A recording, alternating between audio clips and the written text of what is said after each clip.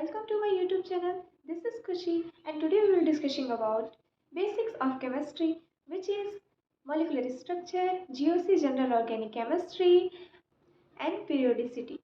So this is my first video on YouTube. So please like and subscribe. अपना basics clear करने के लिए इस वीडियो में लास्ट तक बने रहिए जिससे कि आपके डाउट्स भी क्लियर हो जाएंगे और जो डाउट्स रह जाएंगे उसे आप मुझे कमेंट सेक्शन में पूछ सकते हो। तो चलिए शुरू करते हैं।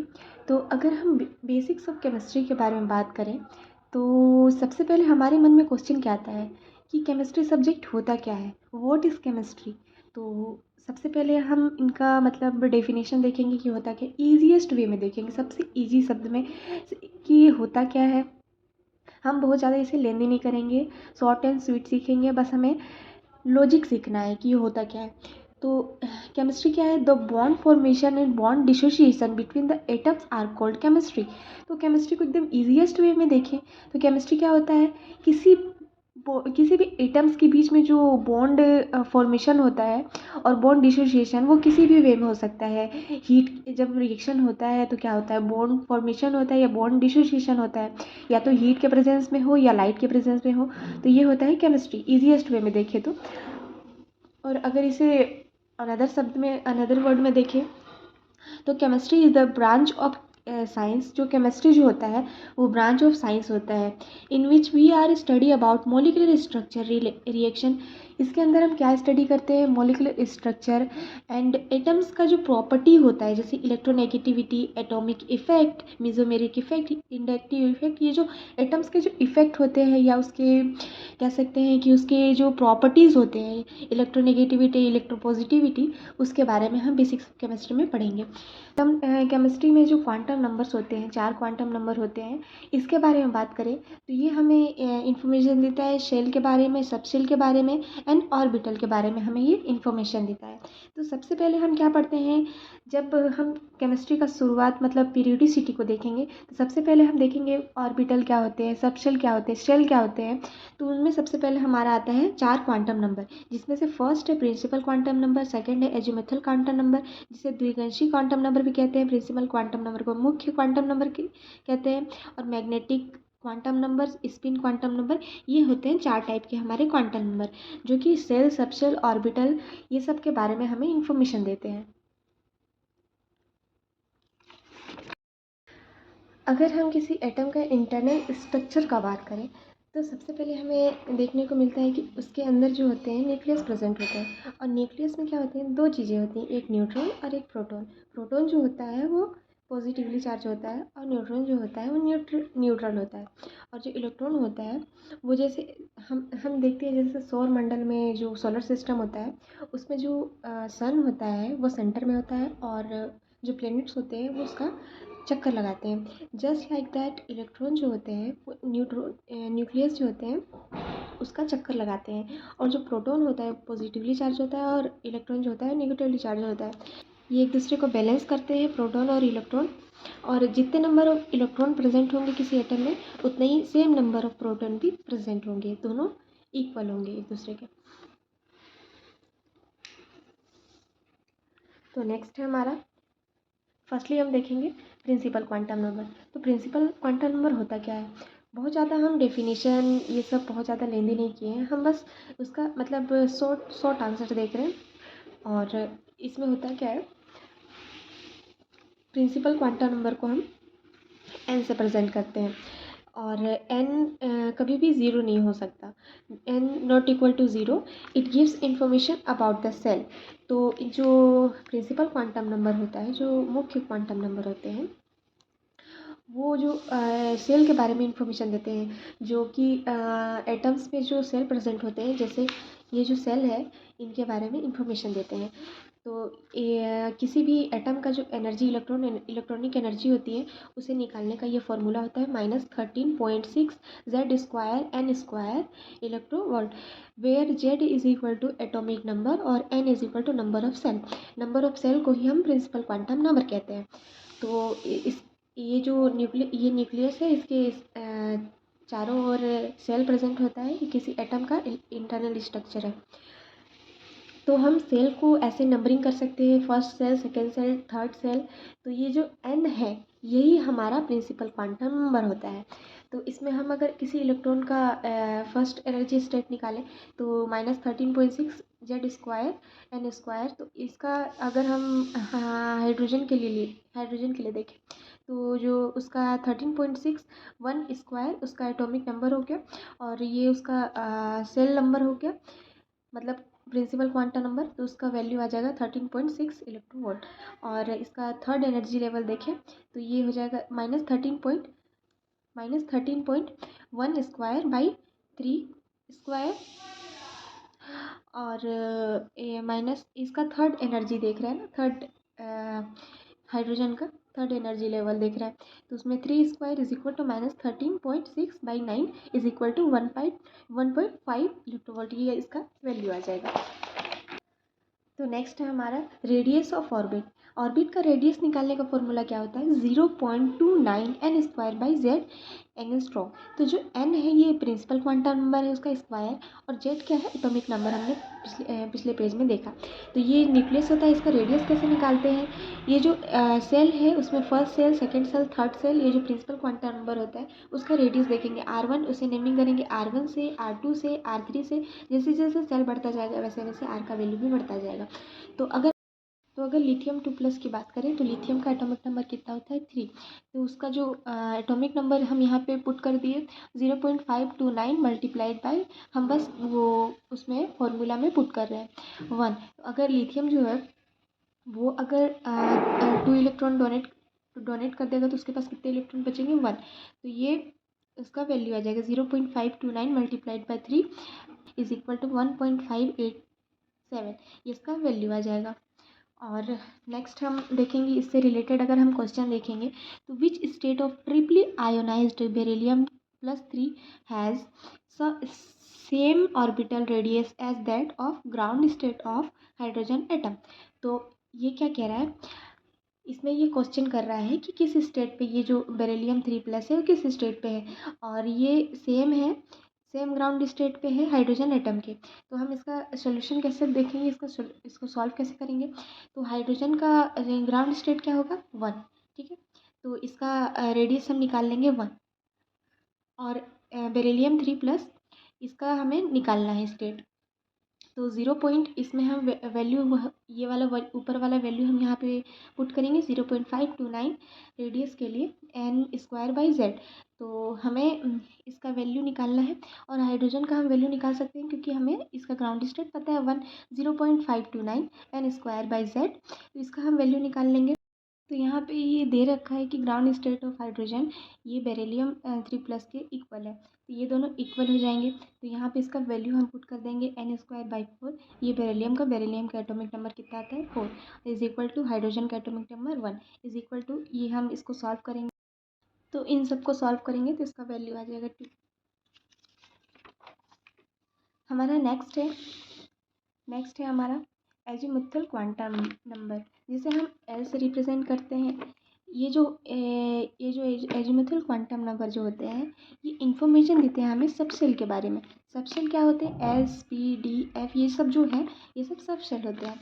तो यहाँ पे अगर एल का वैल्यू 0 होगा तो ये एस सब सेल का बात कर रहा होगा, और 1 होगा तो ये पी का करेगा, और 2 होगा तो डी का, और 3 होगा तो एफ का, और 4 होगा तो जी का। ये सब हमारे सब सेल होते हैं।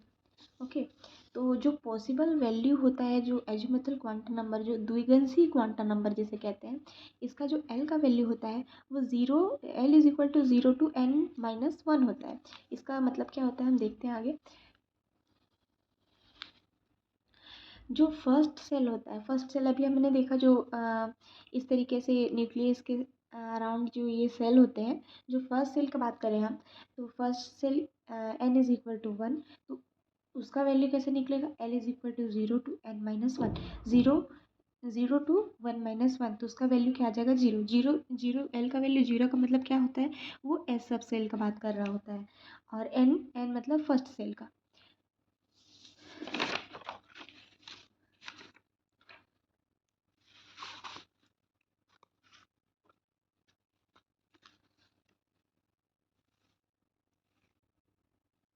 तो अगर हम सेकंड सेकंड सेल का बात करें, मतलब हम फर्स्ट सेल का हमने बात कर लिया है, अब ये हो गया फर्स्ट सेल, ये हो गया सेकंड सेल। तो हम अगर इस सेकंड सेल का बात करें तो l is equal to 0 to n minus one. तो ये कैसे होता है, वन एल का value 1 to n minus one तक होता है, ये इसका वैल्यू होता है। तो n का वैल्यू अगर हम सेकंड सेल की बात कर रहे हैं तो 2 माइनस वन हो जाएगा, 0 टू 1। तो इसे कैसे एक्सप्रेस करेंगे, 0 1।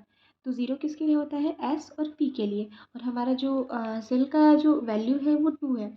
तो सेल 2s 2p, ये एक सेट हो गया, ये एक सेट है, और इसे ही हम कहते हैं, ये एक सेट है, इसे ही हम कहते हैं सबसेल। नेक्स्ट है हमारा थर्ड सेल के लिए। तो थर्ड सेल के लिए क्या होता है, l is equal to 0 to n minus one. तो 0 टू 3 माइनस वन। तो इसे हम कैसे पुट करेंगे, 0 to 2 to 3 minus one is equal to 2। तो 0 1 2, इसके बिटवीन क्या और डिजिट आते हैं, 1। तो 0 1 2 ये हो गया। तो सबसेल किसका किसका बात कर रहा होता है, तो ये एस का बात कर रहा होता है, पी का होता है और डी का, और हमारा 3 क्या है, ये सेल नंबर ऑफ सेल का बात है। तो नेक्स्ट है हमारा, इसका अगर हम ये एक सेट है, ये एक सेट में बात कर रहे होते हैं। नेक्स्ट है हमारा number of orbital in a shell. तो जो ऑर्बिटल होता है, एक सेल में कितने ऑर्बिटल प्रेजेंट होते हैं, उसका उसका उसे निकालने का फॉर्मूला होता है एन स्क्वायर। एन स्क्वायर क्या है, प्रिंसिपल क्वांटम नंबर का square. Number of electron in a shell is equal to 2n square, ये इसका फॉर्मूला होता है। आगे देखेंगे इसे सॉल्व कैसे करना है। Number of orbital in a subshell, इसे फाइंड कैसे करना है हम इधर बताएंगे आगे। तो number of orbital in a subshell, तो सबसेल में कितने ऑर्बिटल प्रेजेंट होते हैं उसका वैल्यू फाइंड करने के लिए हमें हमारे पास फॉर्मूला होता है 2l+1। इसका फॉर्मूला ये होता है, number of electron in a subshell, मतलब किसी सब सेल में कितने इलेक्ट्रॉन प्रेजेंट होंगे उसे निकालने के लिए हमारे पास फॉर्मूला, उसे फाइंड करने के लिए फॉर्मूला होता है 2 और ब्रैकेट में 2l+1। तो अगर हम 2p सब सेल का बात करें तो उसका अगर वैल्यू हम मतलब ऐसे ही तुक्का मार के नहीं कहते कि पी जो सबसेल होता है उसमें 3 ऑर्बिटल प्रेजेंट होते हैं, उसे सॉल्व किया गया, उसे फाइंड किया गया है, उसका फॉर्मूला होता है। उसके बाद उसे कहा गया है कि पी सबसेल में 3 ऑर्बिटल होते हैं, उसका फॉर्मूला हमने देखा 2l। यहाँ पे हमने देखा कि ऑर्बिटल सबसेल में कितने ऑर्बिटल होते हैं, उसका फॉर्मूला होता है 2l+1। तो ये 2p सबसेल में कितने ऑर्बिटल होते हैं, तो इसका फॉर्मूला हम पुट कर देंगे सिंपली। तो इसमें होता है 2l+1। तो 2l, एल का वैल्यू p के लिए कितना होता है 1, s के लिए 0 और l के p के लिए 1। तो 1 इसका फॉर्मूला में पुट कर देंगे +1। तो ये क्या हो जाएगा, 2 1 2 +3। तो ये होता है 3। मतलब हम जानते हैं कि p ऑर्बिटल में, p सबसेल में 3 ऑर्बिटल होते हैं, ये ऐसे इसे डिफाइन किया गया है। थर्ड सेल में अब हम क्वेश्चन एक सॉल्व करेंगे, थर्ड सेल में कितने इलेक्ट्रॉन आ सकते हैं। तो ये मतलब इलेक्ट्रॉन फाइंड करने के लिए है, तो यहाँ पे हमने फार्मूला देखा number of electron in subshell, इस सब सेल में कितने इलेक्ट्रॉन आ सकते हैं उसके बारे में अगर हम बात करें तो ये उसका फार्मूला होता है, ये हमने यहाँ पे देख चुका है।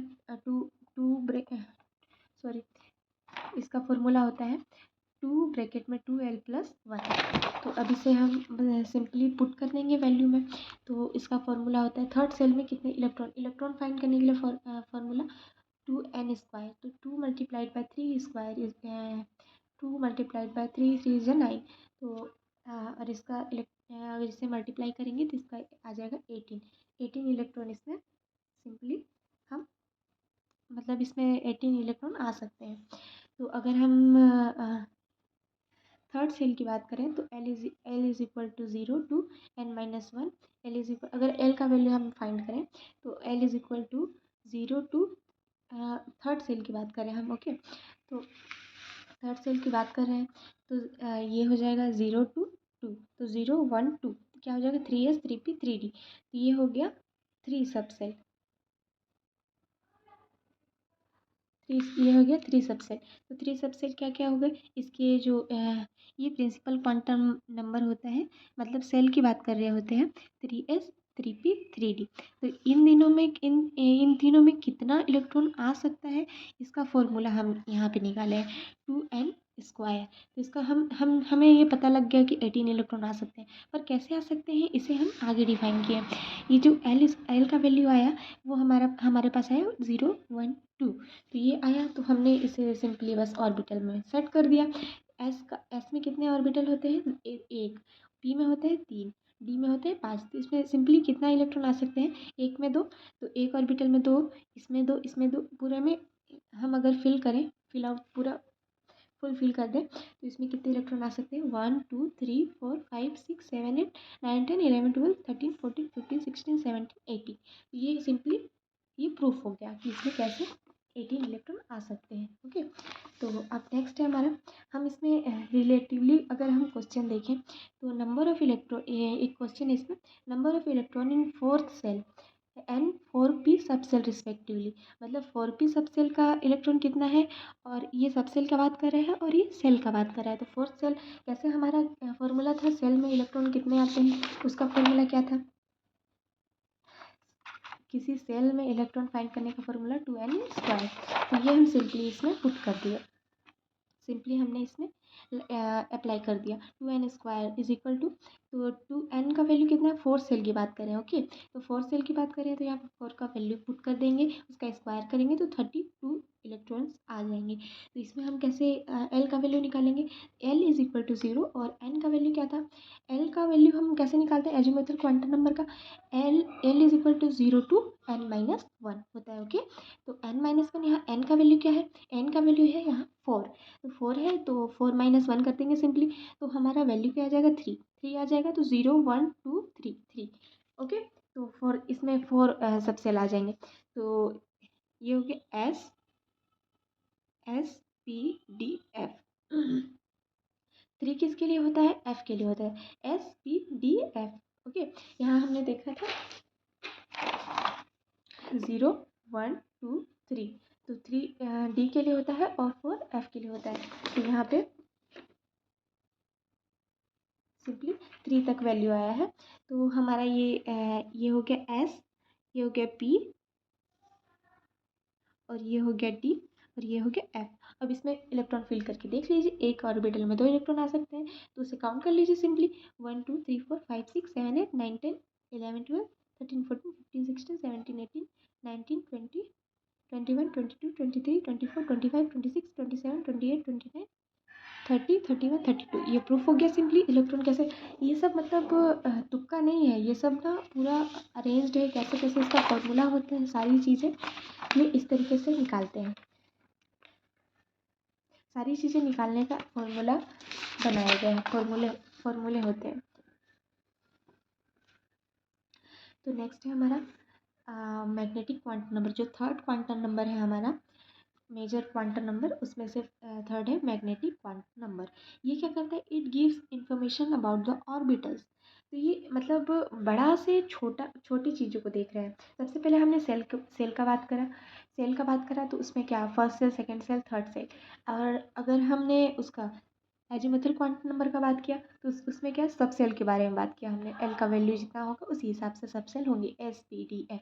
वैसे ये थर्ड है हमारा मैग्नेटिक क्वांटम नंबर। ये क्या बताता है, ये ऑर्बिटल्स के बारे में बताता है। मतलब हमने अभी देखा कि इसमें कितने ऑर्बिटल्स है, एस में 1 है, पी में 3 है, डी में 5 है। ये कैसे पता लगा हमें, तो ये सब जानने के लिए हम ये सब पढ़ेंगे तो हमें समझ में आ जाएगा, ये इजीएस्ट वे में है। तो मैग्नेटिक क्वांटम नंबर किस चीज़ के बारे में इंफॉर्मेशन देता है, ऑर्बिटल के बारे में देता है। तो उसे हम डिफाइन करते हैं ml से, is equal to -L2 + L, इसका वैल्यू होता है। इस तरीके से हम इसे डिफाइन कर सकते हैं, फाइंड कर सकते हैं। फॉर डी सबसेल, जैसे जो डी सबसेल होता है, हमें हमें कैसे पता लगेगा कि डी में सिर्फ 5 ही ऑर्बिटल्स होते हैं, 6 हो सकते हैं, 7 हो सकते हैं, 8 हो सकते हैं, 2 हो सकते हैं, क्यों नहीं होते। ये इसे हम डिफाइन करेंगे, फाइंड करेंगे कि क्यों होता है, कि वो 5 ही ऑर्बिटल्स क्यों होते हैं उसमें। तो इसका वैल्यू होता है -L2 + L तक, ठीक है, इसका वैल्यू है। फॉर डी सबसेल के लिए हम निकालेंगे, तो डी के लिए हमारा एल का वैल्यू, एजीमुथल क्वांटम नंबर मतलब द्विगंसी क्वांटम नंबर का वैल्यू क्या होता है, 2 होता है।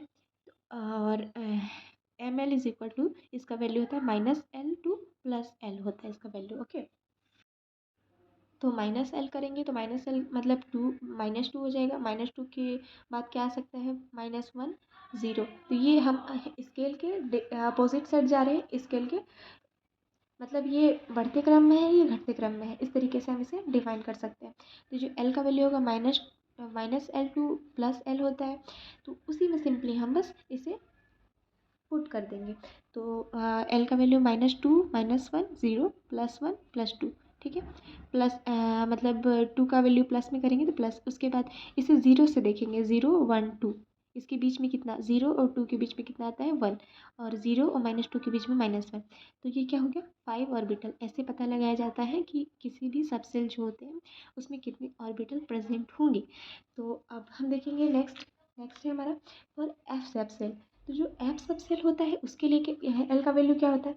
उसके लिए हमारा एल का वैल्यू होता है 3, एस के लिए 0, पी के लिए 1, डी के लिए 3, और यहाँ पे मैं लिख देती हूँ, एल का वैल्यू 0 एस के लिए होता है, और 1 पी के लिए होता है, 2 डी के लिए होता है, और 3 एफ के लिए होता है।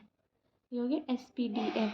तो सिंपली 3 अगर हम एफ सब सेल की बात करें तो एल का वैल्यू हम कितना लेंगे 3।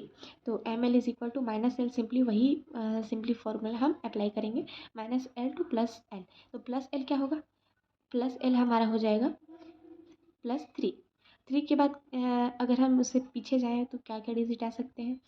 3 2 1 0। फिर अगर उसे अपोजिट साइड, स्केल के अपोजिट साइड हम जाएँ तो स्केल के अपोजिट साइड जाएंगे तो -1 -2 -3, ये हो जाएंगे उसके सेट।